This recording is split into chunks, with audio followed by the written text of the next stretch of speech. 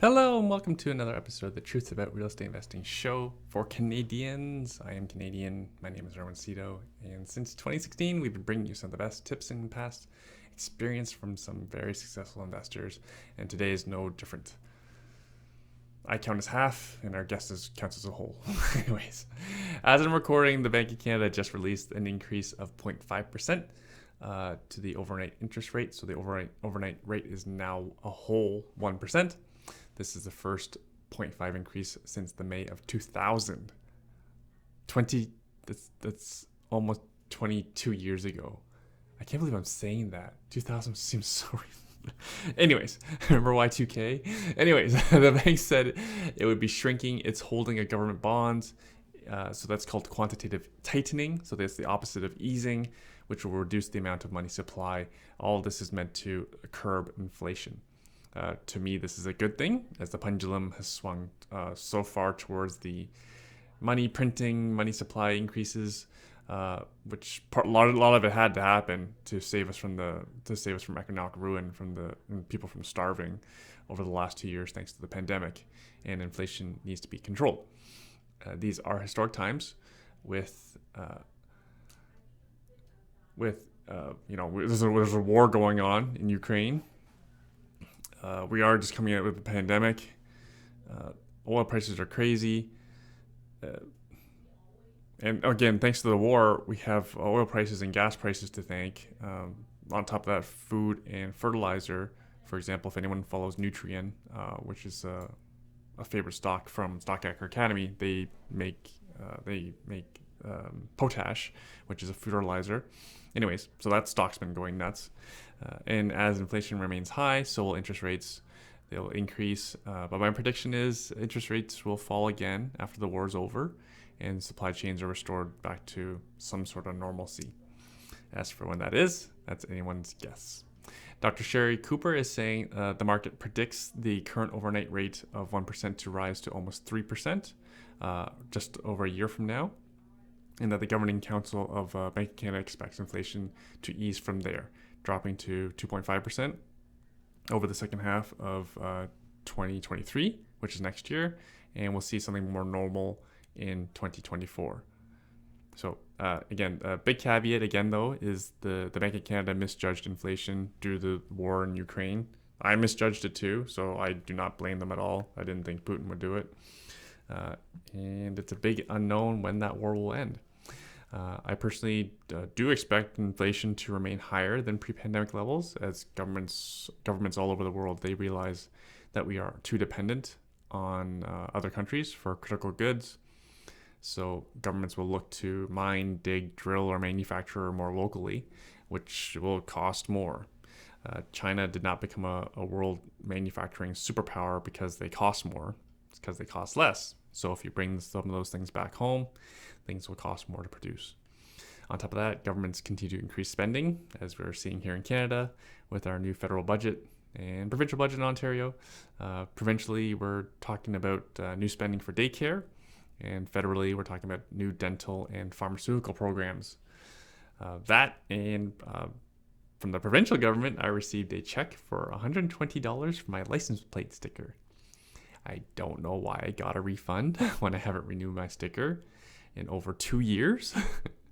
I believe my license plate sticker still says 2020 on it, so I'm not sure what they refunded, but yay, free money. Someone's trying to buy votes out there. And I, as always, I'm a bit of a frugal person. I'm not going to spend it. My preference would be to reinvest the money that I got for free. And I'm thinking maybe I'll buy some TD shares with it. That's enough for one share. But TD pays a 3.8% dividend, which is more cash flow than a lot of real estate pays.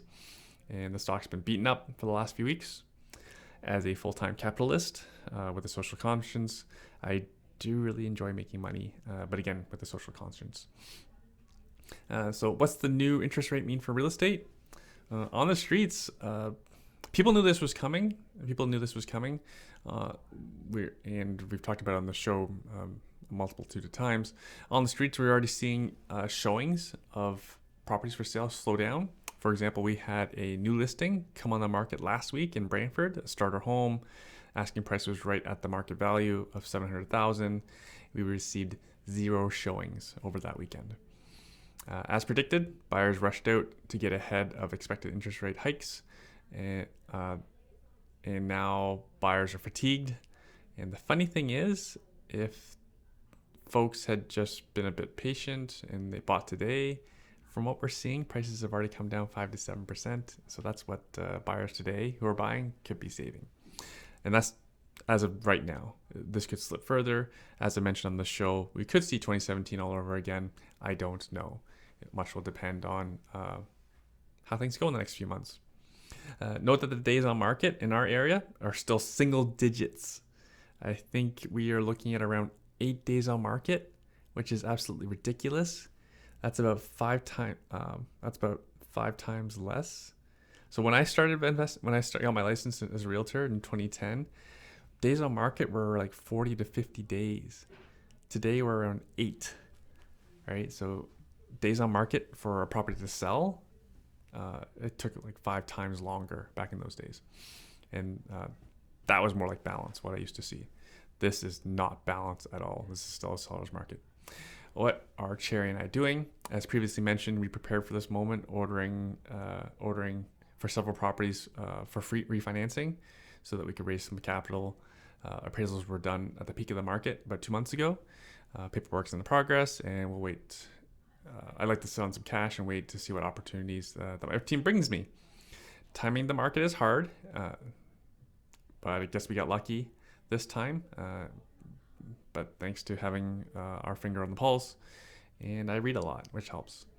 It's a substantial amount of capital that we're freeing up, and we'll be adding some of it to our stock hacking account, as several of the companies that I like have been beaten up lately, and we'd like to keep our money working for us and generating cash flow via dividends and selling options, which is to me is a much for Cherry and I, it's a much preferable option to having cash to sit around.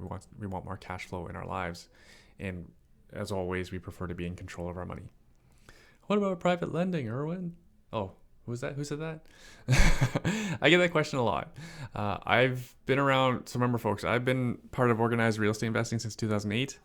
I've seen too many people lose their capital via private lending.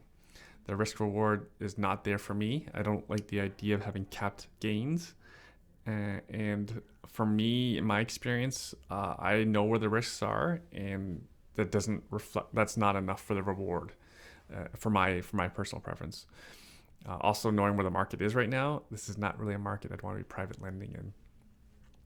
I've also been maybe I'm a bit too on the conservative side, but again, I'll just reiterate. So my opinion is that you're the best at managing your money, and to manage your money, you need to be in control of it. So Cherry and I continue to educate ourselves to control our own money and earn returns.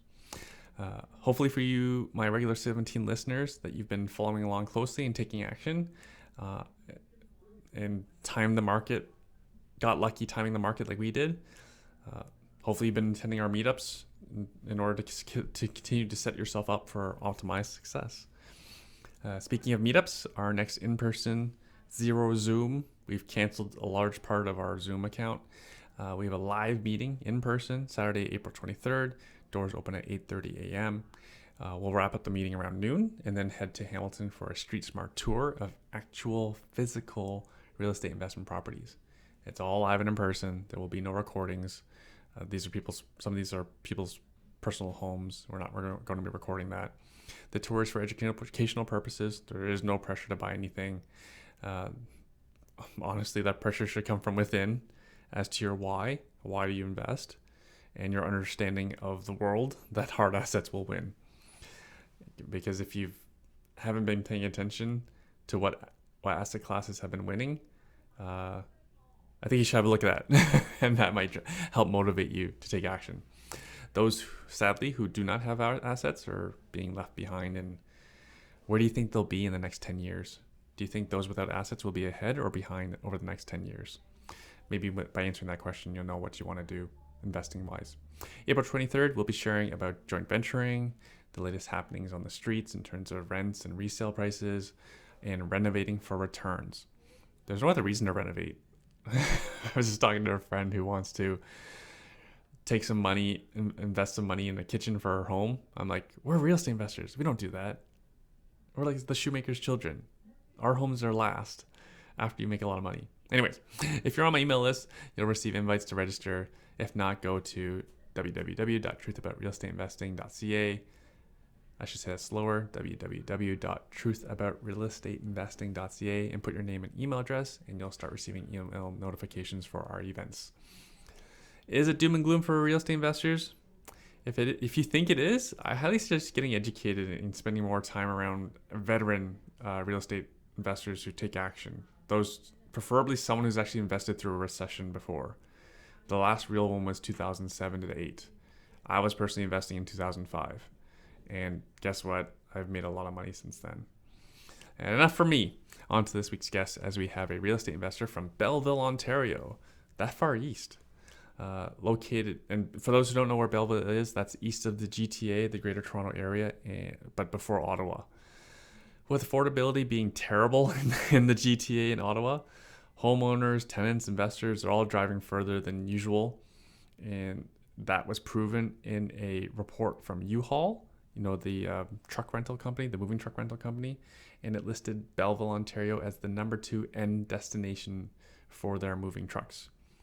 I've also spoken to several Oshawa investors who have expanded their search to Belleville, investors I respect.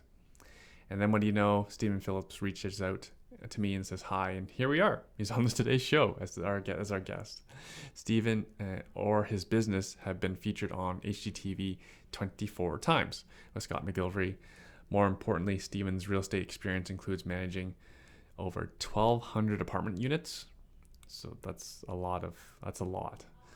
In his previous career, then he went on vacation to Costa Rica and ended up moving there. But he came back. He came back to Ontario like many people do to start a family, raise a family. And then from there, he jumped into real estate with both feet back in 2014, joining real estate networks, hiring coaches like Szabo and Quentin. Near the end of the interview, we get into detail on what current opportunities look like in Belleville. And Stephen tells his awkward celebrity fan moment when meeting Scott McGillivray. Please enjoy the show.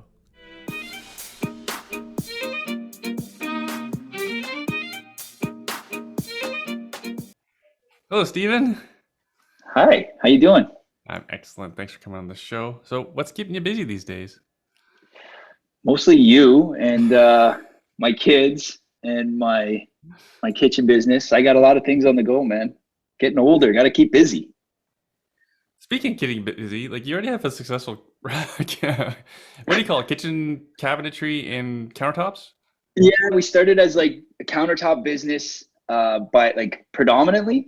And then we've kind of morphed into kitchens in the last 12 to 14 months with COVID. So yeah, I guess so. I just call it a kitchen company now because it's just easier to define it as that. But we do everything: countertops, design, and kitchens. And it's pretty successful, is it not?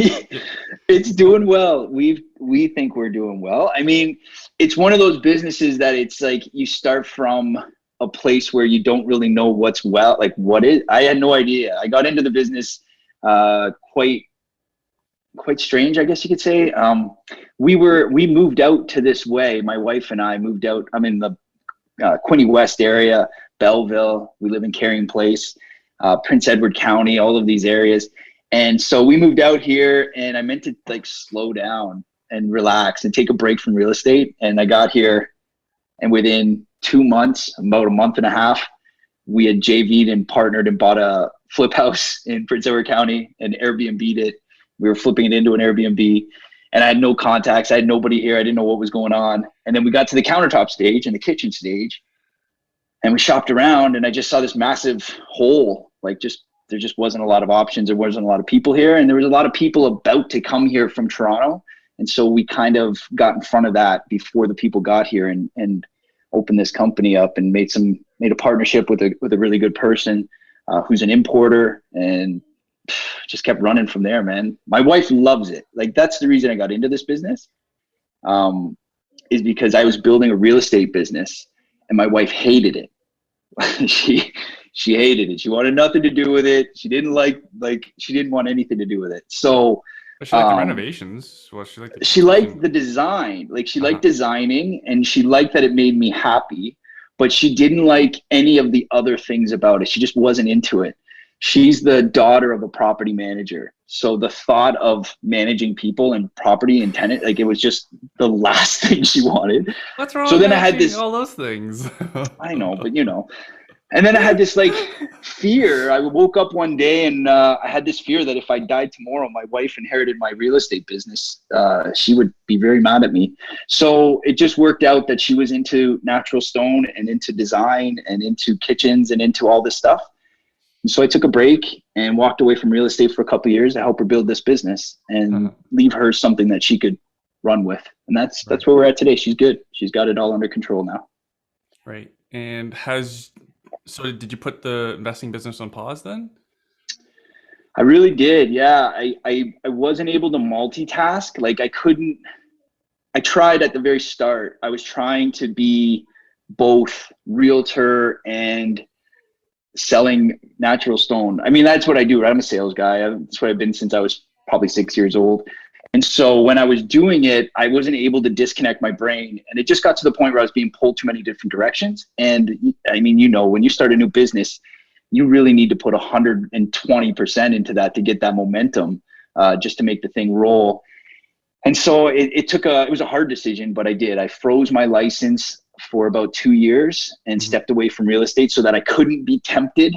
Like by freezing my license, I couldn't get these calls. Like I would still get the calls, right? And people were like, "Hey, did you see that?" And so this way, if I froze my license, I could legitimately say like, "No, I can't help you, but I have somebody who can help you," and do that kind of thing. And it just forced me to take it really seriously and not get distracted. Right, right, right. And it's been quite the journey, has it not? Actually, we have quite a journey to cover. So, Yeah, we like, do. We was it do. your first job out of school? You worked in property management, Yeah, which so is the I easiest left. thing to get into, isn't it? Like You know what? I that's got like what into people dream of. condos. Yeah, it was ideal. Like, oh man, I got into condos. My now father-in-law, um, he's owned a condominium property management company for, I don't know, since the late 80s. So like whatever this is now, 40 years, 30 something years. And so when I got out of school, I had really no direction. I'd gone to school for marketing, didn't really know what I wanted to do. And so he looked at me, who's about to marry his daughter, and he's like, "You better get a real job, come work for me." And so I did. And then that led me into managing condos pretty early and managing a portfolio of like 1,200 doors, um, 12 condominium corporations, 12 board of directors, learning condo law. I had to learn architecture and design and carry on warranties and reserve fund studies, and just like, wow, it was in over my head really quick. So I learned a lot just by being over my head and having to try to catch up. And so it took me down a really cool path. And at the time, so it's like 2004, 2005. By 2006, the condo pre-construction market booms in Toronto, and we just like start taking off, and condos start to just like develop really quickly. And so then I got my real estate license by 2009, and started selling pre-construction condos at the same time that I was kind of managing them. I had an advantage. I understood a lot of condos when people were still trying to figure them out. 2009. That's a funny time to, like, that's just the exit of the recession. Yeah, but Toronto, it's weird, right? Because like Toronto in Yeah, pre-construction barely blinked. condos, it didn't blink. Like Yeah. it was so weird. And I think that time kind of led me, like I was young. I bought a pre-construction condo, which is so ironic that I just said I knew what I was doing. Because at the end of the day, I bought a pre-construction condo in Durham, and that builder had this awesome project. Now, if you go into Pickering, you'll see it. It's like this beautiful San Francisco project right on the goal line. Like it just checked every box, growing community. Like Yeah, you yeah. couldn't find anything wrong with it. But what I didn't put into that is that once you send your money into that trust account, you give it to the lawyers, you can't touch it anymore, right? I didn't learn that lesson until I learned that lesson. And the builder ended up getting into a squabble with one of the tenants in the old mall that he had bought that he was going to tear down and rebuild on. And that drew out in a court battle for almost 4.5 years while he tried to evict this veterinarian out of this plaza. Oh, And it no. was a nightmare. And so I got stuck, and so did a whole bunch of other people, with like pretty much all my money, everything I had in this trust account, and I couldn't get it out to save my life. And so it was a really weird time to, it was a really, really, really stressful time in my life, but I learned a lot. I learned a lot about That's time. crazy. Yeah, it was crazy. It got built. It took 7 years to be built. So would it have taken like 2.5 if everything went normal? Should have. Like every other project was going up in like a year, right? Like this is the time when like there's some pretty heavy hitters made their career between 2006 and 2010, right? 2009. They should have been able to go up really quick. Mm-hmm. It was just one of those projects. I don't know, luck of the dice, I guess. But but yeah, in the end, that actually could have been the best thing that happened to me. It gave me a lot of like freedom, and I learned a lot of things about like making bad decisions and how people are going to judge every decision. And then it just made me a lot stronger dealing with how people judge you, and should they judge you, and do you care? Like at the end of the day, do you care? At the time I did, right? But it led me to leave and go to Costa Rica. That's how I ended up in Costa Rica. Wow. Okay. But essentially, we'll get to that. Yeah. So you were working professionally in real estate during the Yes. recession, which is the last. Yes. I think we I got had a my recession. real estate license. Yeah, technically. We technically, right? no, dude. We technically had I think we technically had a recession for COVID, and we technically had a recession for the financial crisis. We didn't feel as much in Ontario as they did out west, for example. But because we may see a recession soon, like what was your experience like as a property manager for condos? Like did people move out en masse? They just handed in their keys and left home and.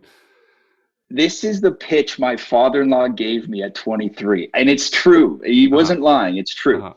Condominium property management is recession-proof. No. It's essentially recession-proof. Yes. Condo management, okay, you get paid on a contract. The contract's 30, 60 days. You can get kicked out, sure. But you're on a contract. That money's set. The owners of the condominium corporation have to pay their maintenance fees every single month. If you don't, the only other person who can lien your property and take your property is a condo board. And so they have to pay. Like there's no option. And so people were buying condos, they were living in them, they were paying their maintenance fees, they had to, and then that feeds the property management company. So yeah, I was sheltered from it, right? Like, because I was working in condos and my life didn't change. All it did was get busier. We were getting more condos. There was more opportunities as these things were being built.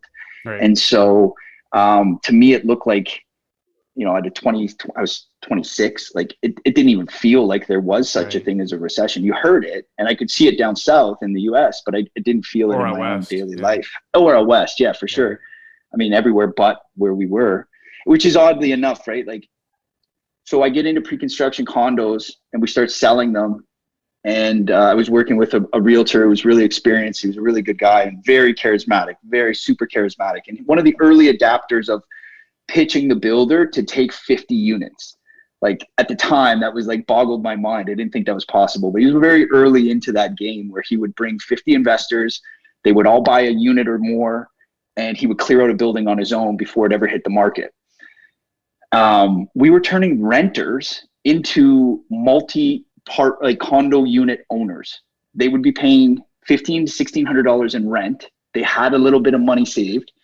And then like you had to keep in mind the condos were selling for like $235, $289, really low. And at the time you could do 5% down deals, right? And so 10, 20, 30 grand, people were just pitching 30 grand at it, grab a bunch of units, close in 2 to 3 years. And yeah, man, it was crazy. We watched a lot of people make a lot of money. So that's how I got into real estate. My first year, I did 6 figures in lease deals. I did leases for my whole first year. And it was just work. Dude, it was a ton of paperwork. That was a ton of and paperwork. I would show up with like 6 different rental applications at the bottom of the building, and I'd book appointments all day. And I just keep showing the same unit until I found somebody who took it, and then we fill it out, submit it, and try to win. And then I would do $1,500 or $2,000 off of the half of first month's rent, and You have to Yeah, that sell a was lot it, of man. leases. A lot of leases, but it was early and I didn't know what to do. And so that was Right. the best way to learn. Yeah, it's easier just to sell units.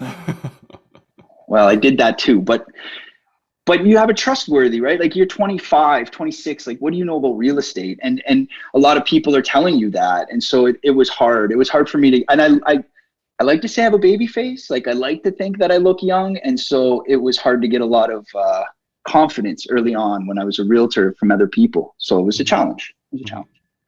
So then you retired to Costa Rica. You made all this Yeah. money. So You're I out go of to Costa here. Rica on a vacation. I take a vacation. I'm making some good money. I'm doing some good things. I take a vacation with a buddy of mine and his girlfriend and my wife. And we go down and we essentially booked one place. We were going to go for like 3 weeks. I had one hotel booked and it looked like it was only like, 3 inches away from the, on the map from the airport. That's got to be easy to get to. So we rented a car. We start driving through. Turned out it took us 12 hours to get there on some like washed out roads. And we ended up getting there, seeing most of Costa Rica on the way. And had a great time. And just like, I loved it and had this amazing trip, right? I come back and I tell this story often, but I come back and it's midnight or 1 o'clock in the morning, our time. It's dark. I'm at the airport. I go to pick up my car from the rental place.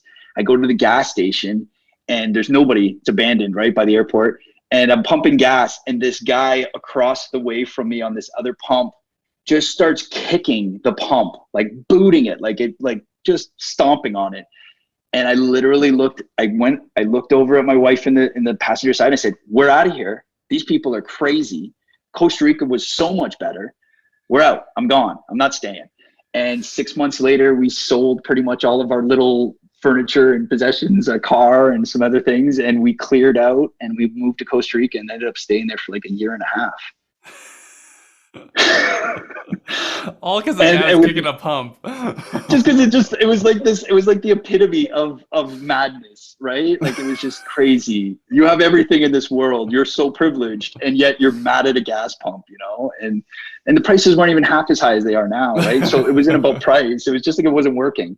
So yeah, so I went down there and again, very little planning. I just went. Within 2 to 3 months, got pretty bored of sitting on the beach every day and trying to pretend like I could surf. And so we opened a business there and we walked around the towns, right? We looked around and everybody had a restaurant. The only one I couldn't find was Pita Pit. So I ripped off Pita Pit and made a little wrap shop that we called Wrap It Up. And it was a little chicken and barbecue chicken wrap shop. And we served them surfers wraps at sunset. And did you get a lot of money doing that? Of course not, but I survived. I survived, and like I thought I was this marketing genius. Like you have to leave Costa Rica every 90 days because you didn't have a visa, right? So I didn't have a visa, so we had to leave every 90 days. So I flew into Florida because it was dirt cheap to go for 3 days, and I had family there. So I go into Florida and I go into Dick's Sporting Good and I buy a hockey stick and an orange ball. And it cost me like $20 for a hockey stick and an orange ball. And then I go back to Costa Rica and I'm bringing it with me through the airport. And Costa Rica has 100% tax. Whatever you're bringing in, they just charge you 100% tax duty on whatever your value of the thing you have. And so at the time, that's what they were doing. Anyways. So I bring this stick and this ball in and literally 10 Costa Ricans are sitting around trying to figure out what it is and what's the value of a hockey stick. And so essentially they charged me $60 of tax on this stick and ball. And it was twice as much as I'd paid for the damn thing. So I had it in the country. My wife's like, you better use this. I don't know why you brought this here. We're in a tropical place. But in front of our shop was a concrete wall and a concrete parking spot. And so every day at about like 2:30, 3 o'clock, it's like siesta time, sleeping. Everyone would be sleeping or resting and the sun's hot. I'd go out and shoot the ball off the wall and it was like whack, boom, whack, boom, whack, boom.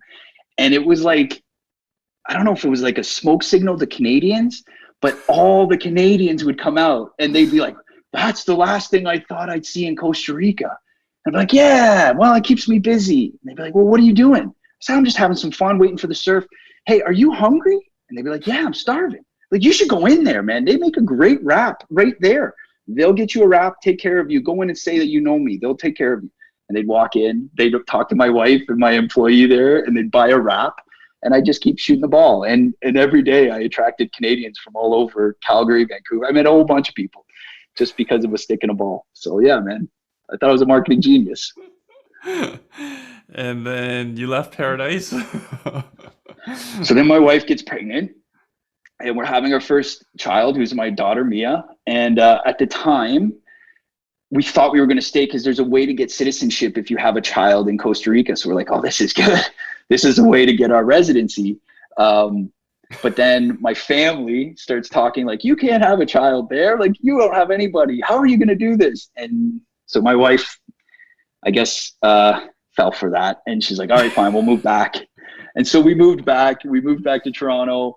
And yeah, and I stayed in Ottawa for a couple of months while we first got home to reacclimate.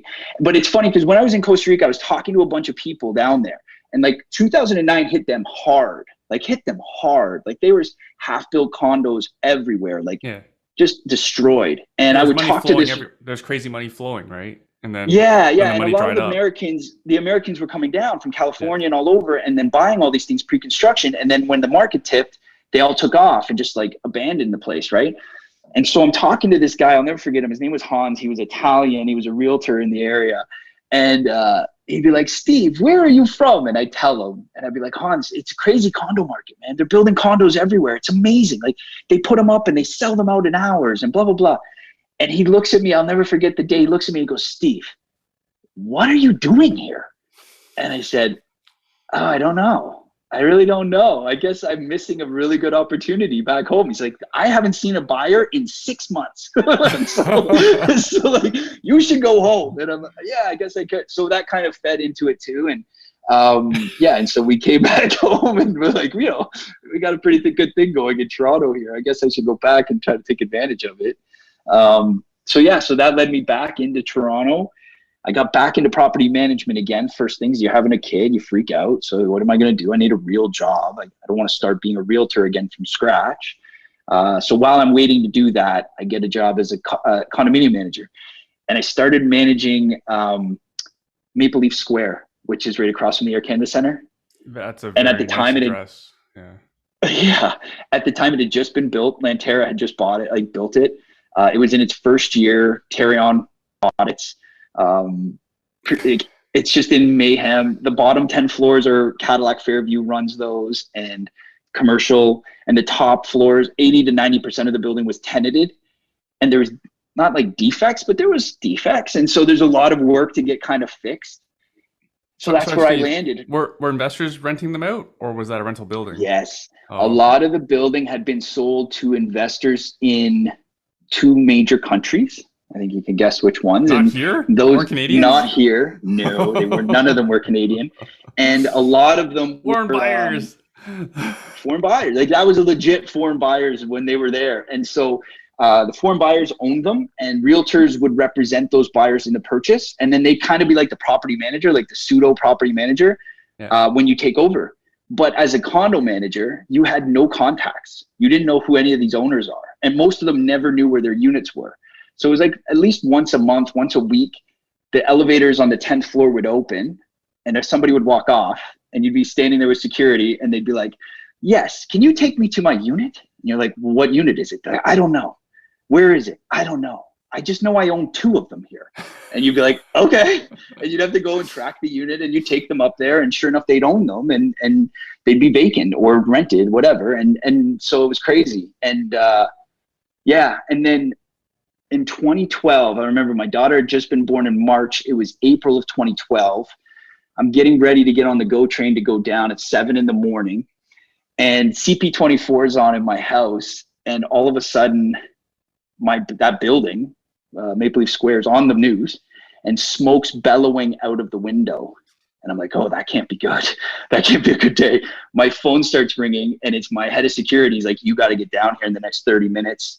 We just had somebody jump out of the 47th floor. They set the unit on fire before they've left. 12 floors up have smoke damage. 20 floors down have water damage. And we don't know what to do. It's chaos. And so, so I go down, and it was the craziest. It was the craziest thing ever. It was foreign students.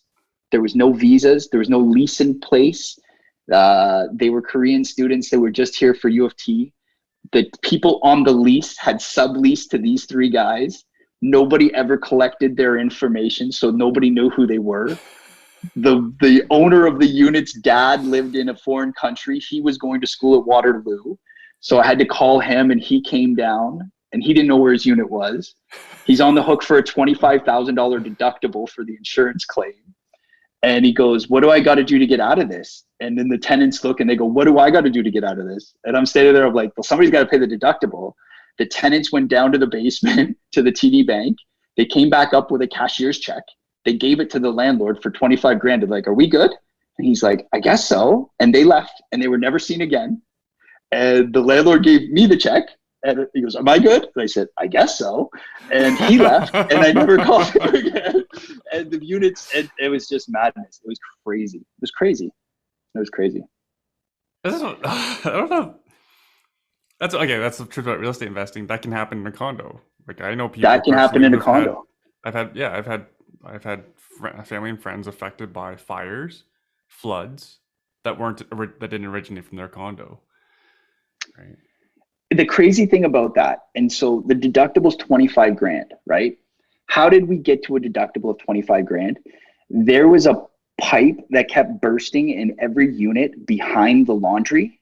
So every time the washing machine pipe would blow, you'd have water come out, and it would take out like 1 or 2 units. So that happened maybe 30, 40 times. Like, I can't remember the number, but it happened so frequently. Almost every other day it would happen, and we'd have to go fix this. And over time, it got so bad that you couldn't even put in insurance claims anymore, because the deductible just kept climbing and climbing and climbing and climbing.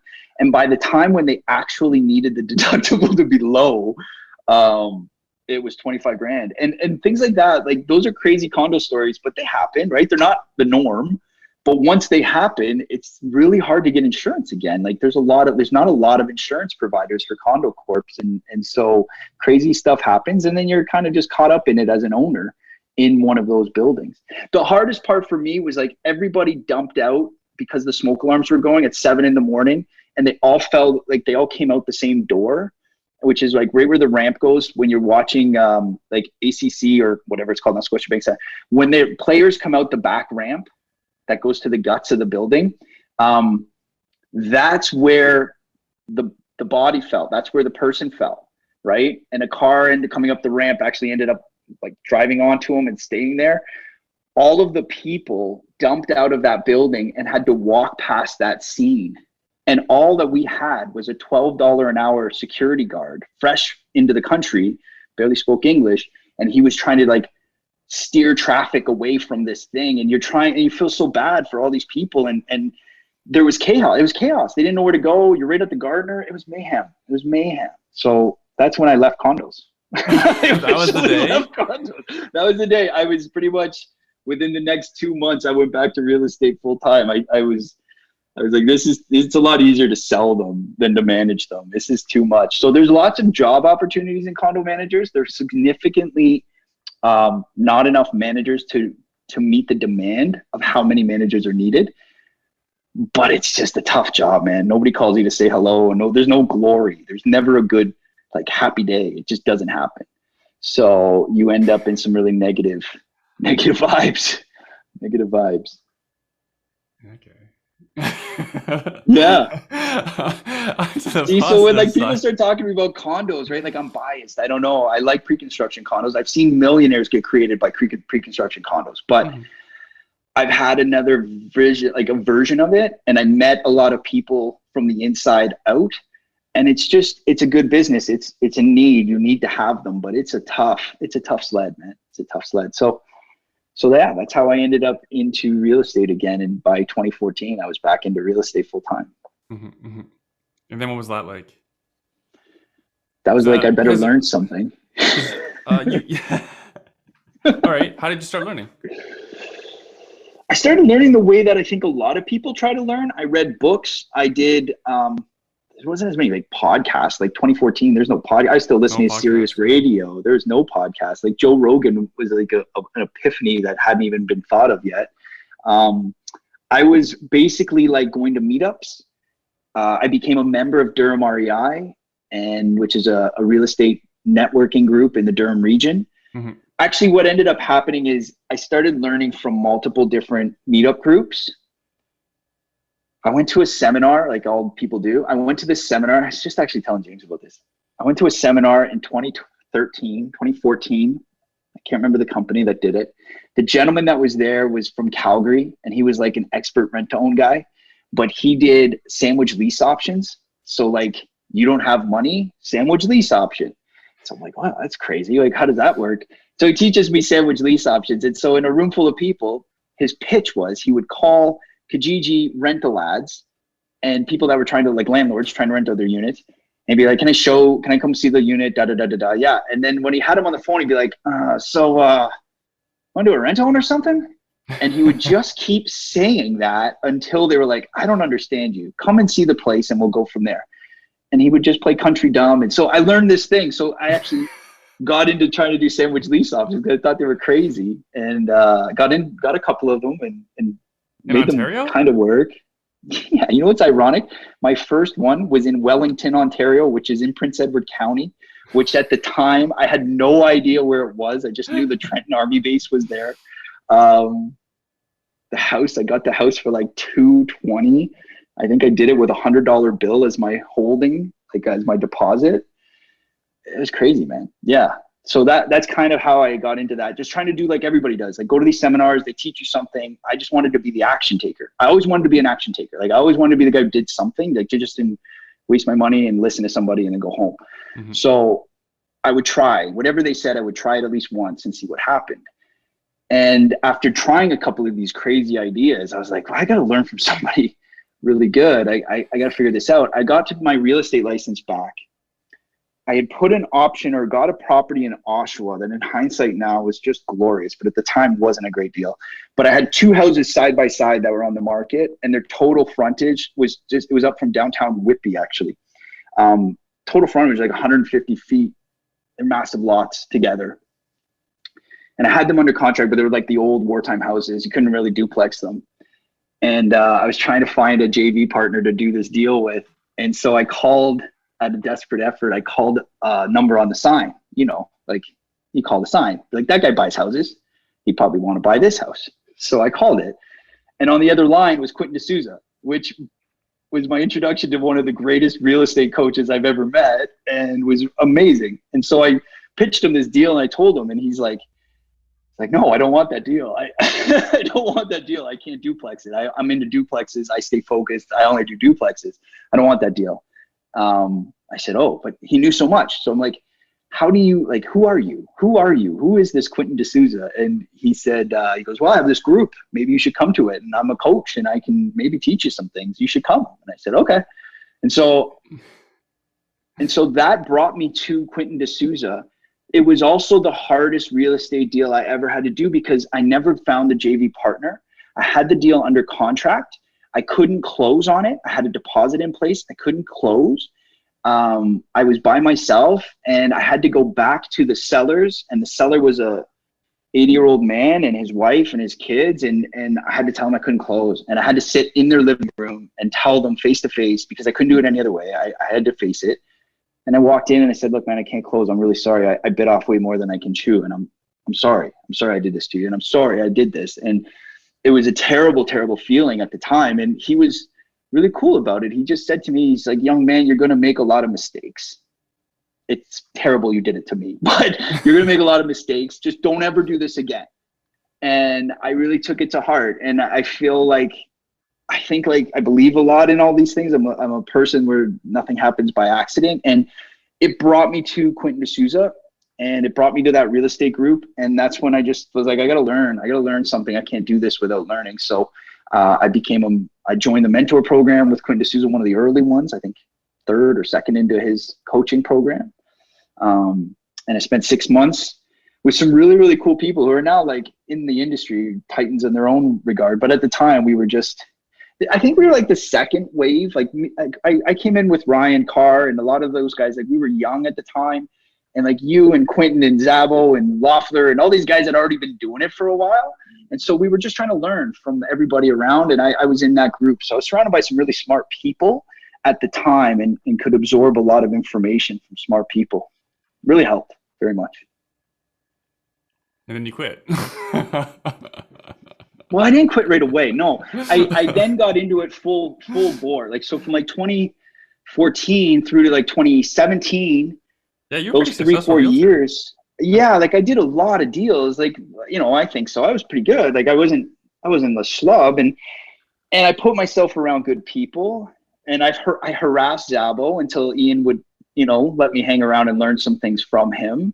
And then I learned a lot from him for about 1.5 to 2 years. And I got to be around people that, Oh, sorry, Steven, just pauses there. Just to backtrack, Quentin is one of the best coaches in our community, ultra successful investor. He's since moved on from duplexes to only does apartment buildings, it seems. Yeah. Shout out to Quentin and the Jeremiah Quentin, group. And quite, sorry just to cut you off, but like one of the most humble people I think I've ever met, and very much although he answers questions very truthfully and honestly and bluntly, he puts you in a position where you have to ask a good question. Like if you don't ask a good question, then you don't take anything from it. So you're in a spot where you really have to be a good learner and be wanting to learn and want to teach yourself. So yeah, really, really, really just a really good person. And I was really blessed to be around that at the right time. Learn a lot from people. Shout out to teachers. Teachers seem to be really good investors.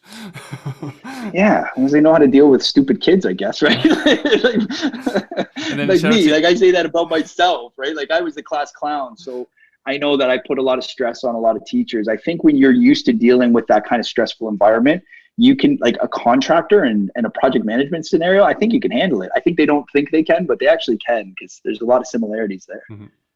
And then shout out to Ian Szabo, who's, had many obstacles, and he's done very well for himself. He's written 2 books, I think. Yeah, Ian is just one of those guys that, he taught me more about people. A lot of people, and when I approached Szabo, I was trying to learn about real estate. In the end, when I look back on it now, he taught me more about people than I ever really expected. He taught me how to be empathetic. He taught me how that, like, you're in a real estate transaction, but there's people involved here. Like, it's not numbers, it's people. And you need to figure out how to communicate and solve problems for people. That's how you get good deals. And it's not about how many doors you can knock on and volume. It was about how many relationships. He would always amaze me. Like, he wouldn't have to he did half the work he worked really hard, but he would be able to knock on like 3-4 doors. He would be able to talk to like 3 or 4 people and convert to all these deals. And I was like, how do you do that? Like, and the way he did it is he's just a really, really, really good person. And he would take time and listen to people. And then he'd hear things and he'd solve problems for people. And that's a really valuable skill that I think a lot of people they get caught up on spreadsheets. And I think there's more to it. There's more to real estate than that. He gave a lot in his business by involving his renovation business. Like he gave a lot. People were lucky to have him. I'm one of them. I count myself as one of those lucky people to have him and to be around him at that time. I mean, I'm blessed. It was a great experience. And then you started the kitchen business. Oh, and then I started kitchen business. Yeah. And then 2016, 2017, very similar to now, the market was crazy. And it was very stressful as a realtor and very stressful for investors. Prices are going up every day, multiple offers, things were happening that were new at the time. And then, like I said, my wife didn't want my business. And so I had to figure out something else. I had 2 kids now. By that time, I had a daughter and a son, and they were getting ready to go to school. And I wanted to make sure I brought them to kind of a smaller town, a smaller community, slower vibe. And so we moved to Brighton, Ontario in 2017. We came out here. We looked at one house on a Tuesday and bought it on a Wednesday. And we moved out here. And so the story goes. And then we started our kitchen business. And then to start our kitchen business, I had to get a building because I had to put the stone somewhere. And so I found a commercial property that's out here at the gates of Prince Edward County that nobody else really wanted. It had been up for sale. I drove by it every day as I was going to my Airbnb project. And it's about 6,500 square feet. It was an ugly building at the time, but had a big lot, and it was right, like you had to drive by it to get into the county. And so I drove by it every day and nobody bought it. And so one day I called the guy up, the real estate agent. I'm like, I want to do a rent to own or something. Like, what? And so I ended up doing that deal as a rent to own. So I used that skill again. We locked up the property in 2018. We did a rent to own. We closed on it, crazy enough, in the middle of COVID in March of 2020. Which made it really hard to finance because nobody wanted to touch commercial property at the time. But we figured it out. We got the deal done and we bought the building, and it's been going ever since. You actually just raised a really good point. Is like real estate investing is still business. Right? Oh yeah, it's all business. Like these are business relationships and business skills you have to develop, and they can translate into other areas of business. Just like you said. Yeah, I think so. Yeah. Right. And for example, a friend of mine who bought a business in Canmore, Alberta, he did a VTB to buy it. Right. Right. Like the business had failed, and he was the second one in, so he's buying that business, and he's like, well, I don't have all the capital. Can you like loan it to me? Can you lend it to me? Right. He goes, yeah, I'll do that. Yeah. Right. So you used the real estate strategy in buying a business. Right. These things apply. It applies. I think what you get when you get to be into the trenches of real estate is you get to get a thicker skin that you can ask questions. Like if you don't ask, you're never going to know. And if you know the strategy and have the tools to know how to structure it and know what to ask for, yeah, it's very, very versatile. You can figure out how to use it in multiple ways. So, yeah, I try to learn skills that I can use different ways, because I don't ever want to learn something and then never use it again. I think that's a waste. I would rather use something that I've learned if I can. Right. Okay, so I'm actually trying to think, like, so everyone on our team has nicknames. Yours is HGTV. How did you end up? But so Ryan's out of the bag now. He's going to be on HGTV. But my understanding is I didn't say that, Car. It wasn't me, man. You posted on Instagram last night. It's all good. It's all public now. Yeah. Good. No, it's good now. He posted it first. I've bitten my tongue for over 2 years. Yeah, exactly. So how did I end up on HGTV? But so first off, you've been on HGTV more than anyone I know personally. Well, yeah, you say that, and it makes me I try to be humble, and when you say that, I feel like right away. You're Hollywood, man.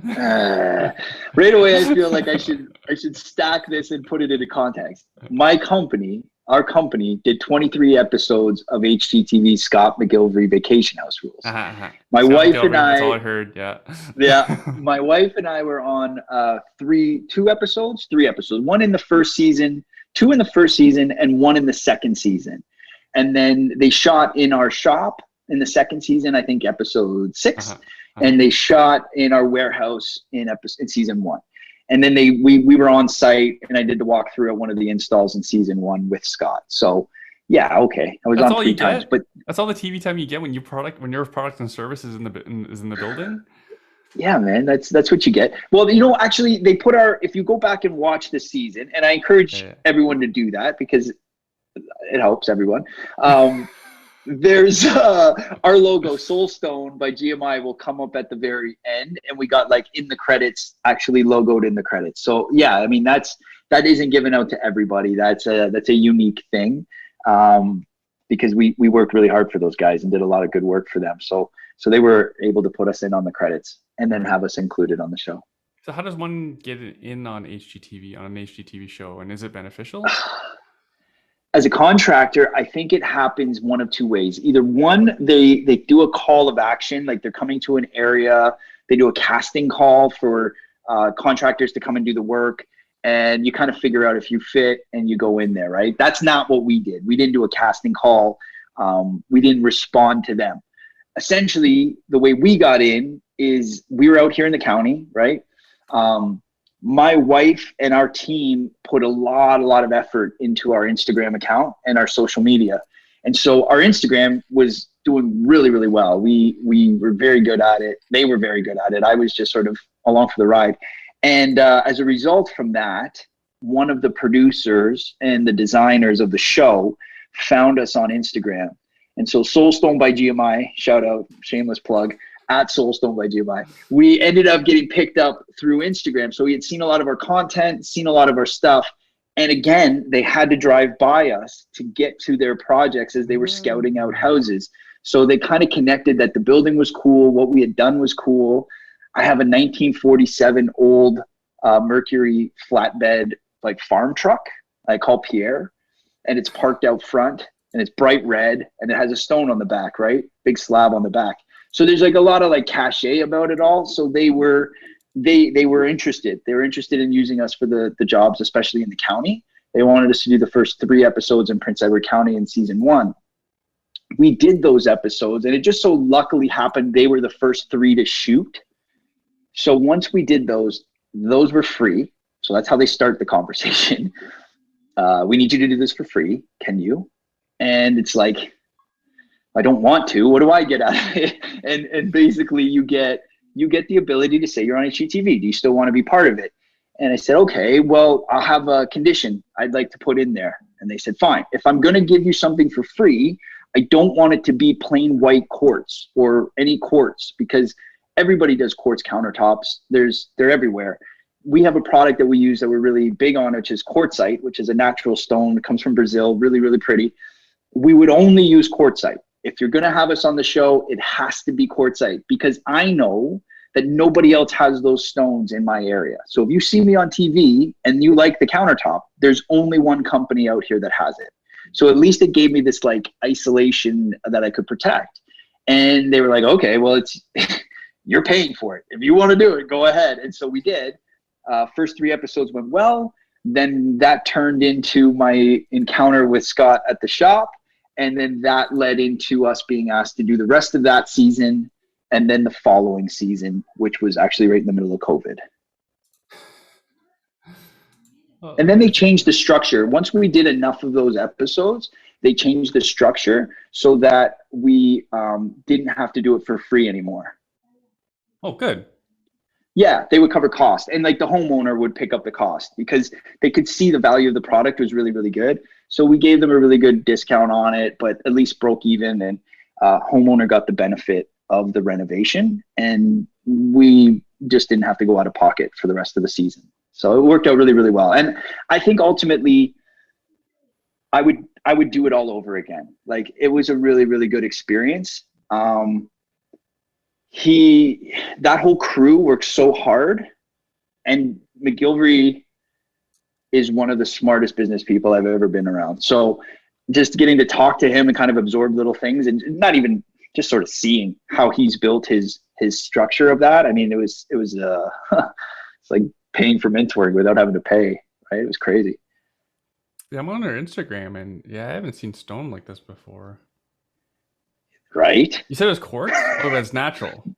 It's quartzite. So quartz is the derivative of quartzite. So the story goes that there's these guys with like the quarry owners have all this quartzite that they're cutting. Quartzite is like a sandstone based, or it's crystal quartzite, like quartz mineral. So it's like translucent. So a lot of these quarries have all this product, like this remnants dust. This is about 10, 20 years ago. They have all this dust and they don't know what to do with it.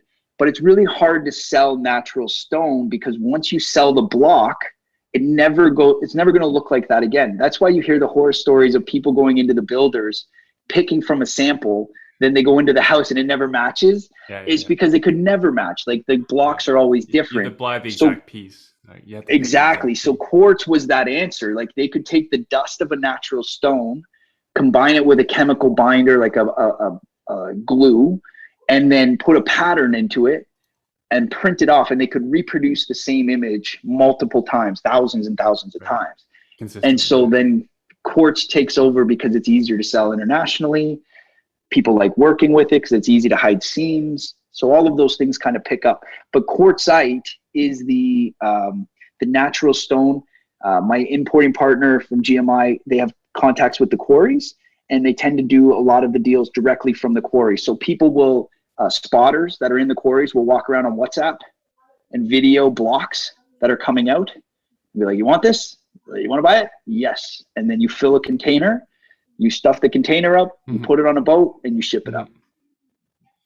So I'm actually on your Instagram and I'm scrolling. I still don't see one picture of Scott. Don't Come you have a lot on, of pictures he's of him? there. He's there. Yeah, he's there. My they're pretty busy though. My team and my wife are pretty active, so it's you're gonna have to scroll quite a ways. He's not every third one, that's for sure. And I know you're gonna tell me that's a mistake. It probably is. I should have him there. Somehow subbing him into every image. What was it hard to get a picture of him?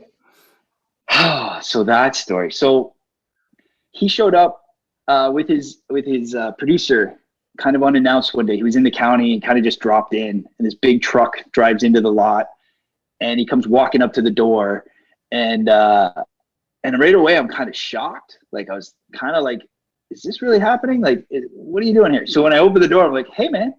He's like, hey, is this Soulstone? I'm like, yeah, yeah, it is. Come on in. And so he ended up having to talk with us for the day, like for, half hour, an hour, whatever, walk through our showroom, looked at all the different materials, kind of got a good vibe of what was going on. And he was really, really, really quiet. He was actually really quiet, and he didn't talk a lot, which made me incredibly nervous, right? Because like the perception is that this guy's going to be over the top and very boisterous and outgoing and extroverted, and he really wasn't. And so it made me nervous, but he was cool. And so his producer or his designer that was with him, we had been in contact with many times. I was friendly with him. And so he was kind of filling the void and talking to us. And so when we're done the walk, we're coming outside to go out in by his truck. And I'm waiting for my wife, Laura, to be like, Scott, can we get a picture? Can we do a picture? Because she's running Instagram and she runs my accounts and she should be thinking like this. But my wife is so cool that she's just like, all right, well, we'll see you later. Thanks for dropping in. No big deal. See you on the other side. And so I got all fanboy. Yeah, so I got all fanboy. I'm like, please, can we get a picture? And then it got awkward. He's like, sure. And I'm like, okay, thank you. So now I'm trying to get him to like stand up beside us. And then I'm trying to do a selfie, but I can't get the selfie right and get my symbol and my sign in the back. And so then I asked the producer, can you take the picture for me? And he's looking at me like, are you serious, man? Like, and I'm like, yeah, please. And so he's like, okay, sure. So now we're taking the picture, and Scott stands beside me. He's a little bit shorter than me, but not that much. You're tall. And he's not short. Yeah. And his hair is like perfect. And he's got bright white teeth, and he's got this like beautiful cologne on. And I'm standing beside with my wife on the other side, and I'm like, I better look good in this picture. And I ended up completely blowing the picture and like doing this weird sucked in gut chin face thing. And it's probably the worst picture I've ever taken in my life. Not to say that I have a lot of good picturs, but it was a terrible one. And that's the one that we got. And he walked away and he got in his truck, and that's all I ever got. So it's kind of you have footage of you on the show, so yeah. We have footage, and we can use sparingly, right? You can use some of it. There's rules? There's rules. Oh, there's rules. HGTV and McGillivray's production company, they own the rights to all of those episodes. Mm-hmm. And so you can get away with a little bit, but you can't run big clips. So you can do little clips, and you can kind of put it in here and there, but they've been good to us. They never called us or said anything, but you never want to really push that envelope too far. Yeah. You can't say, like these guys endorse us. Like that's not. Yeah, exactly. Because he has other contracts, right? There's people paying big money to be in relationships with him, and so makes sense. Mm-hmm. Cool. And then you got bored with this business, or you felt this real estate market's hot. Are you starting to see a pattern? Are you starting to see a pattern here? My psychiatrist would tell me something, right? No, yeah. So then I don't know, towards the end of last year, 2020, like COVID has been for contractors, it's been incredibly challenging. I can only speak for myself, but I've seen a lot. Like we've done about 700 plus countertops in the last 3 years, dozens and dozens of it's a countertop a day. Yeah, it's crazy. And we've done dozens of like kitchens, right? Dozens and dozens of them. And in doing that, I was doing all the appointments. So I would meet 3 to 4 people a day. So I've met and talked to about renovations with like I don't know, somewhere between 1,500 and 2,000 people. You don't win every job, right? But you talk to them and you pitch them and you try to get the right material to match what they're doing. And so you just talk to all these people, and COVID is like, it came in and it changed the game, and then it threw off all the timelines, and we're the last people into the job. My crews are the last guys that get there. So at the start of COVID, everybody's excited. They got tons of cash because they didn't go away on any holidays. They feel like they need to do something. They need to change. They need something. And so they start renovating their house. Contractors get inundated and overwhelmed with work. A lot of contractors can't scale, right? Like they have a lot of trouble scaling because it's them and like two guys or whatever. And so they get like overworked. The prices start climbing. The timelines start extending. And by end of last year, people were just fed up. Like they were absolutely fed up with renovations. They didn't want to, they were in it. They started it. They had to keep going. They didn't want to. People had already ripped them off by the time I'm getting in there. So they're angry and they're cranky and you're dealing with just a lot of stress. And so we had a good system. Our system's built to scale. We run 4 or 5 crews. Our teams go from Kingston to London. We base ourselves out of our Markham warehouse in the middle. And then we kind of expand out from there. And so we're able, pre-COVID, we would measure on a Monday, install on a Saturday. Like we were very efficient.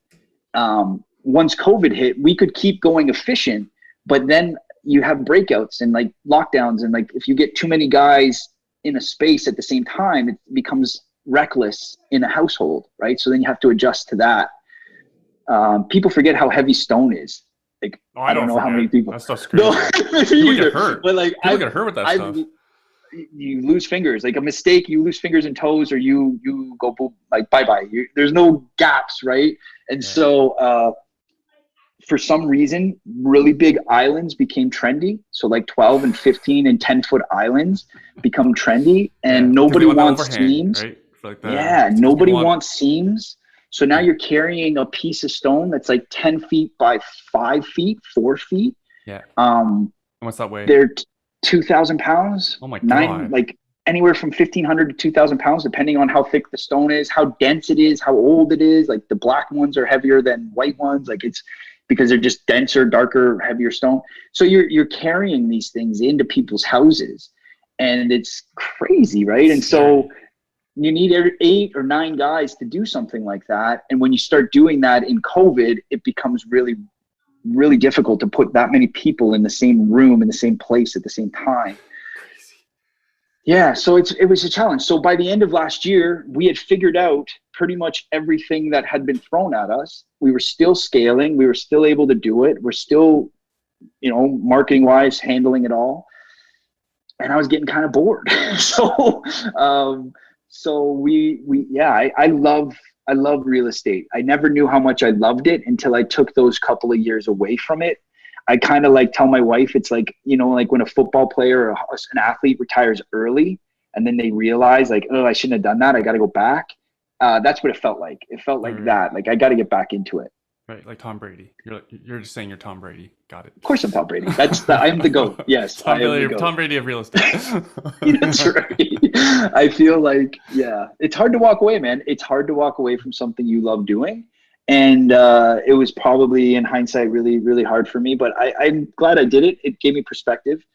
Made me a lot more I don't know what the word is. I think a lot more in terms of lessons I've learned in the past that I might have been taking for granted when I was in the mix or in the trenches of real estate before. Right. And now you're in Belleville, which is like. Now I'm in Belleville. Belleville's awesome, man. Belleville's blowing up. Belleville's awesome. People from Belleville would challenge what I just said, but Belleville is awesome if you have seen this story play out before. So like, for me, when I'm talking to new people about Belleville, I'm telling them it's like taking a time machine. It's like going back into Oshawa, or maybe like, I don't know the West well enough to say it, but it's like taking a time machine back 3 years, right? Like the prices are more in line to that. The market's more in line to that. The local realtors are kind of figuring it out the game. Like every time you talk to a realtor, like, it's crazy. This is crazy. Do you understand it? And you're like, well, I've got 10 I've seen it showings. before. That's crazy. Yeah, I've seen this before. I've seen it play out before. And so when you know what the last thing did, it makes it very, very appealing to be in this place at this time, watching what is going on right now. It's a city that is expanding. It's a city that has no choice but to grow. It has no choice. It's being squished by Kingston and by Toronto.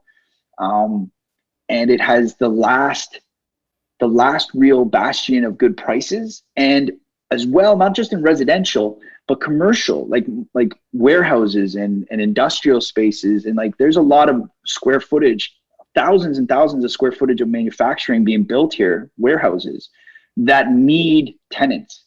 And so those tenants are coming from very far because they're getting incentivized to come here. So if you can look out and have a long vision, Belleville is awesome. It's an awesome place.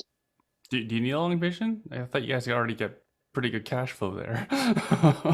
Well, yeah. Yeah, I mean, we do, but I think that, cash flow is an equation, and the more money you put in, the more equity you have, the better your cash flow is. And I think prices like help when there's still 600s and 500s and 300s. And I know there's a whole bunch of people who are going to get mad because that's not affordable housing, but it's the reality of the market. And if you're able to contribute and produce more housing to a marketplace that needs it, we need it. We have zero vacancy. We need more units here. It's really the best thing to have. And I think here we've been dealing with short-term rentals, right? It's been a really big part of the economy here for the last little while. Yeah, big vacation area. Yeah. Very, very tourist driven. And when you're just strictly tourist driven, you're very handicapped. Like you only have one lane. You only have one rudder for how the economy grows. And so that just equals taxes. That just equals more taxes. And they've contemplated putting a toll on the bridge as you enter Prince Edward County, so that you have to pay $1 or $2 every time you come into the county. Well, why, right? Because it's just easy money. My shop, where you drive past my shop, they've put a road ticker to tabulate the traffic. And 3 times they would go and it would reset. It would go back to 0. And they would think the thing was broken, and then they'd come back and they'd set it again and then they'd do it again. And really what is there every Thursday and Friday for pretty much June, July, and August, every Thursday, Friday, we get 25 to 30,000 cars going past us. And every Sunday you get 30 or 35,000 going back. And they do a big loop over the Bay Bridge, which is Highway 62. And then they come back up right in front of my shop on 33. And so they do this big loop and wrap around as they come into the county from either Montreal or Toronto. And they fill the whole place. It's incredible amount of traffic here. Crazy. And then which means that I can't go to a restaurant. Why? Too busy? Yeah, like you end up living like your shoulder seasons. Like I go to the cool restaurants, and we've got all these cool places, right? Like tons of restaurateurs come here to either retire or to do something they've always dreamed of doing. You have like a very good friend of mine has a food truck here, just does like flossy sandwiches, just does sandwiches. It's an amazing sandwich place, right? And he's just this food truck that does these sandwiches. He's one of like probably 2 dozen people out here just living that dream, just chasing that thing, right? And so as a local, I can only go there like this time from like March to May. After May, there's no way I'm going into the county. It's way too busy. I'll be standing in lines, and it's mayhem. And same with the beaches and all this stuff, right? So you can only really enjoy it on the shoulder seasons. So it sounds like there's Airbnb opportunity. 994 Airbnbs in this market, just in Prince Edward County. There's less than 8,000 houses. So it's a ton of there's a ton of the market in the county is Airbnbs. There's opportunities, but quite frankly, if somebody's asking me they want an Airbnb, I think you're a little late. The best opportunity was about 3 to 4 years ago. The rules and the way that the game is set up right now by the politicians, it's challenging. It's going to be hard to get in. You have to buy a pre-existing one, which isn't cheap. So you end up paying for that opportunity. Good to know. So then what opportunities do you like for investors? So I'm a big fan of the long-term rentals here because I know that the politicians and the community wants that, right? So I don't ever want to be in a position where I'm going against the tide, really. I mean, personally, I kind of like to go with the flow of what everybody's into, and they're into long-term rentals. So they need more of them. The businesses need more of them. The community itself needs more of them. So I think long-term rentals are really going to be a big play out here. We have a lot of multi-units, like multi-reses, eight plexes, 5-6 plexes, and I get people reaching out and inquiring about them because they're fairly cheap considering like price point wise compared to the rest of the province. But I think the community itself is into more of a lifestyle where they're looking for their own house. And so there's a lot of independence here. There's a lot of people that have been here for a long time. And the other thing about this place is like, as these bungalows that we love to buy, these 60s and 70s bungalows, as they're being sold back into the market today, the thing that a lot of people don't take into consideration is that the people selling them aren't necessarily buying the brand new builds from the builders here. They tend to want to build their own house. So they're buying land and building their own new version of their own house. A lot of my kitchen business is done in new development, but I don't do any major builders, like no builder work, just custom builds. And so there's a lot of that market out here. People generationally get handed down land, or they get it through like relatives. So it's easy to get an acre or 2 acres or 3 acres if you're from here for a couple generations. And so they'll build their own house that way. I think the opportunity here for the bungalows and the burst strategy is significant. I think that in time, the comps of a well-finished duplex will start to sell. They haven't sold here. You very rarely see a converted duplex that's done to the level that I'm sure most of your listeners are accustomed to seeing in like other areas. We don't see a lot of those hit the market. A lot of them are really rough. Right. The multi-units have really low rents. A lot of that stuff. So opportunity is kind of wherever you want to see it. The other thing I like is little house, big land, big lots, 70 and 80 foot lots by 130, 140 with a little tiny house on there. There's a lot of opportunities like that still available where those things are under 500,000. You can buy that for 380 to 450. So that's a good price point for some people to even almost break even or be a little bit negative on the cash flow. But they have a big opportunity with land in the next 3 to 5 years with something to develop. Sorry, Steve, but that small single family home, what does it rent for? It depends on the area. I would say 1,800 at the very low end, 1,800 plus utilities at the very low end. I'm seeing upper floors of bungalow duplexes starting to get 2,000 to 2,100 a month. That's just the top floor of the bungalow.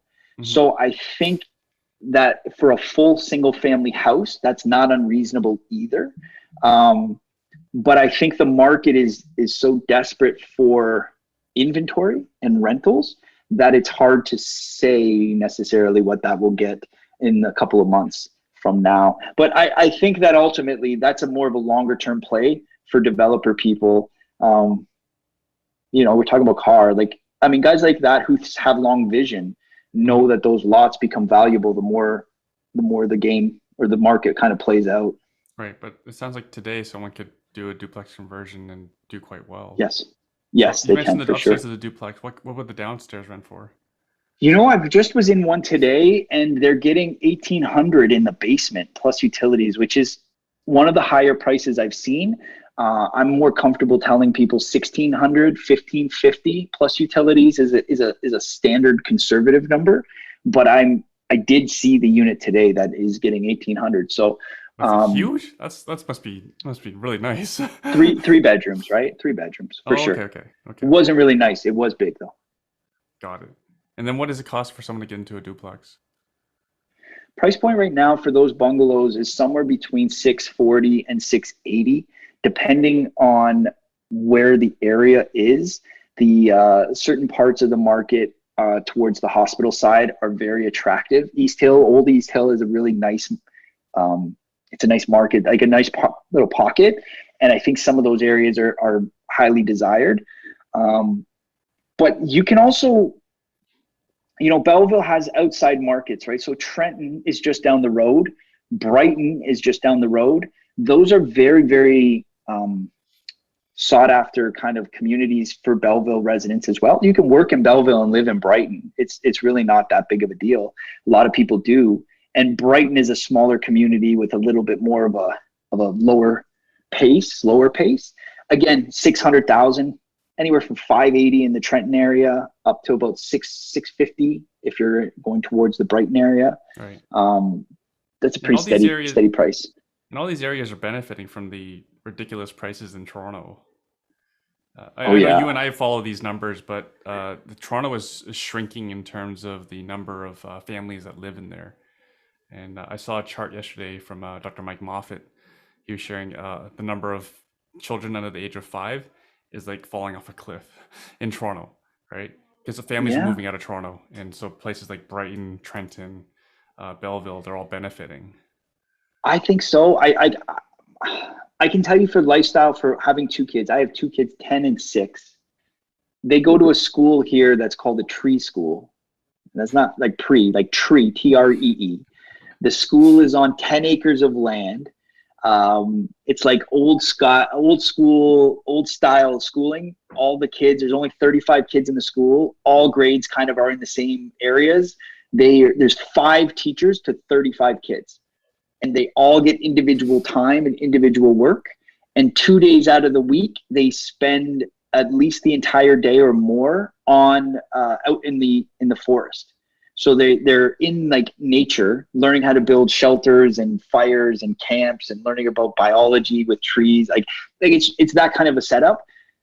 That lifestyle is what brought me here. I know that there are other people that are doing the same thing because there is opportunity for people to kind of have their kids in an environment where they get to see nature again. It's all lifestyle that way. So I definitely think it's one of the highlights of why I moved here, and I'm quite happy with how that's worked out for my kids. Yeah, it sounds like you can get a house in a good sized lot for less than the price of a 1-bedroom condo in the GTA. Yeah, it's kind of scary. But I mean, like, you do have the other challenge here is you do have some really, really nice houses that are selling for $1 million or $1.1 million. But if you pick that house up and bring it to your market, it's not $1 million, $1.1 million. It's much more. But that's the market, right? That's what's here. So it's not like we're all living in $600,000 houses. It's not that way. Right. But we do have opportunities at that price point and really nice houses. Right. It's no different than Hamilton. The stuff I bought. Correct. $100,000, and there's James and BM Mags's house. It's like $2 million. Not that That's far it. apart from each other. They're only 10 minutes apart from each other. We have high end areas. We have middle class areas. We have low end areas that we don't buy property in. Correct. That's exactly the way it goes. Yeah. Every city's like that. It's not like Toronto doesn't have I bad think areas. so. Yeah. No, I think so. I think like every city thinks their city's special, but I think the more you get out of the cities, you start to see a lot of the similarities of each city. Yeah. And I think that's the other advantage for people that are outside of this marketplace coming here, right? When I bought that Airbnb in Wellington 4 years ago, we paid $340 for the house, right? Literally for the whole first 3 months that we were doing the renovations on that house, almost every day, somebody would walk into our house, like no knocking. They would just walk in because this is a small community. We all know each other here. This is how we live, right? They walk into your house. They're like, "Are you the guy who bought that place? This place?" They're like, "Yeah." Like, "Wow, did you get ripped off? You paid way too much money for this house." And I'm coming from Oshawa and Whitby, and I'm like, "Man, like, you have no idea. You have no idea what I would be paying for this house somewhere else." Yeah. And today the house is $1 million.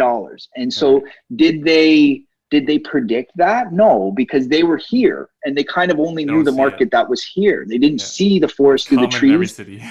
Of course, right? And so I think the guys and the people that get out and start to spread your wings as an investor and get out into new markets and new communities, you'll be able to spot the signs. You'll be able to see things that are like you said the quote the other day, right? History doesn't repeat, but it rhymes, right? Like That's you'll Ray start Dalio. to see, that's right. Like you'll start to see all of those same similarities, and you can start to kind of guess where you want to be and what you want to do.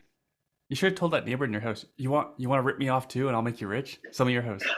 Buddy, I tried so many times. I would go door to door. I was introducing myself as the guy who just got ripped off. Like, I'm the guy who just got ripped off. Do you want to sell? And none of them wanted to sell. And it was hard. They could just be talking then. They could just be talk. Yeah, well, I it's mean, like the people that say, "Oh, market's gonna crash. Market's gonna crash." Like, I'll save you. Sell me your home, and I'll rent it to you. Like, no. Yeah, okay, exactly. You're not willing to put your money where your mouth is. No, but at the time when I first got here, maybe 4, 5, 6 years ago, there was very, very, very, very little inventory in the county. A lot of the inventory was in Belleville, and now it's kind of shifted. Like, there's a lot of more inventory in the county than for a very long time. It's expensive, but there's a lot of inventory. Belleville's kind of dropped, right? So it's interesting. It's interesting how it's worked.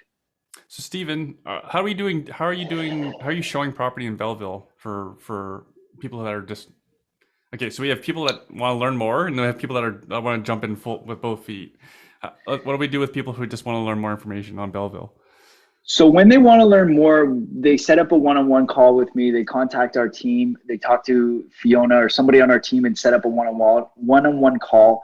And basically, I'm just here to answer and give you real life stories and go through listings and show you and teach you what's happening and figure out within your strategy what you've already had success in, and then try to apply it here if you've had that success, right? Like, I don't want you to try to learn new tricks. I just want to bring you into something that you're comfortable with and find the opportunity here. Right. Because we have some of our clients in Hamilton doing exactly that. They exit their property in Hamilton. They're looking to redeploy that capital in Belleville. That's right. And they're getting more bang for their buck off of that capital that they've earned, and they're able to get to a new opportunity. So yeah, definitely that's what we're doing with that. When it comes to people that are ready to pull the trigger or ready to get into something with 2 feet, like you said, what I try to do is, you have a long drive, right? For me to you is about 2.5 hours. Most of the time, if you're past Oakville, Burlington Way, like, you're 3 hours plus on a good day with no traffic. So what I do never happens. So what I do is I use a lot of video apps, FaceTime and things like that to start the process. I don't ever encourage somebody to buy a property from the video. What I encourage somebody to do is to save time and know if it's something for you or not for you. If it's not for you, it's totally okay. Then we start to narrow down your selection and kind of narrow down what is exactly what you're looking for. I can send those videos and save you a drive out to be disappointed, right? I eliminate the disappointment drive. So we go out and we scout. Me personally, I'm looking at 5 to 10 properties a week. In my mind, that's what I'm trying to accomplish, as long as the market is, yielding that many opportunities. But we're out to look as much as I can. And then I'm scouting. And if it isn't a good lead or a good opportunity, I don't bring it to people's attentions. I'm trying to narrow down their purview, and so that they just see good things, good opportunities. When they're ready, we set up an appointment. Everybody's holding offers still for the most part here. Very few are, running the gamut and trying to list that value. Some are, but even then they're sitting a little longer. Set up an appointment, come out, walk the property. And then you get almost like a mini Street Smart tour, because you get me showing you around Belleville one-on-one for the day and the hour, or however long you want to wait out here for. And then you get a full surrounding, and you get to understand everything. So now if you don't buy that house, totally good, because you've now learned a lot more about the area by being here. So now when I send you back, if I tell you the house is on Ann Street, you kind of know that neighborhood, you know what that is, you know what's around there. And so it makes your comfort level go up. It builds you as an investor and gets you ready to make more transactions and take action. Fantastic. And then how can folks get a hold of you? So you can reach out through the team. You can find me on Instagram. I went on the east side at I went on the east side. And you can come and see me at an event. I think that's the best place. If you're going to come to anything, come meet me at an event that we do with the iWin team. I'm out and I make the drive to you, and then I'm there. I have to get a hotel when I come out there. So I got nowhere to go but to talk to you guys. So come out and see me there and take advantage and kind of pick my brain and make that happen. Fantastic. And I'll have all Stephen's contact information in the show notes, folks. All right, Stephen, any final words? How happy are you to be back in real estate? Other than that, no, give me your own final words. I'm so happy to be back in real estate. No, I am happy to be back in real estate. I think it's a great opportunity for people who think that they've missed their opportunity. Like, I don't know. I'm one of those people, like I've told you personally, I had trouble kind of getting over this hurdle. Like I might've made mistakes, or I've even used the word imposter syndrome. Like I'm trying to figure out myself in real estate. But I think that I know that I've done a lot of things in this game, in this industry. I'm really glad that I can get back in and start learning and continuing to grow within this industry. Mm-hmm. I purposely sought out the best. Like if I'm going to get back in the game, I want to be on a good team. I want to be around good people. I never have given away that strategy. Like I never stopped doing that strategy. So being around you and the rest of the team has just elevated me and hopefully just continues to make me better. So I'm trying to, I'm just trying to embrace that. And I encourage other people to kind of embrace that. Let yourself go through your own journey and take it on and just keep pursuing it, right? It's not over till you're done. You're not dead till you're done. And if you're not done, it ain't over. So keep going. And hang out with good people. Hang out with good people. Yeah, they make you better. That's for sure. And at some point, hopefully people can buy properties without seeing them. Because I've bought property without seeing them. I'm not saying everyone can do it. I've done it because I don't have all the time in the world. I've done it, but I think you have to build trust, right? Like nobody's going to do that on the first date. No, not the first date. No, but I think if you can build trust with people, then yeah, absolutely, you can do that. But I think it's just about dancing a little bit. Get to know each other. Let's talk first. Amazing. All right. Thank you for doing this, Stephen. Thank you for having me, man. I really appreciate you. Thank you so much. Awesome. Thank you for listening. If you want to learn how to invest in real estate from scratch, my team teaches beginners how to use the #1 investment strategy in a virtual free training class every month. Go to investortraining.ca/podcast to register for our next class. I publish an episode here every week, so subscribe if you want to keep learning from seasoned investors like myself and my guests. Again, if you're ready to learn the nitty-gritty about real estate investing, register for our next free virtual training class at investortraining.ca/podcast. Again, thanks for listening to the show. Talk to you next week.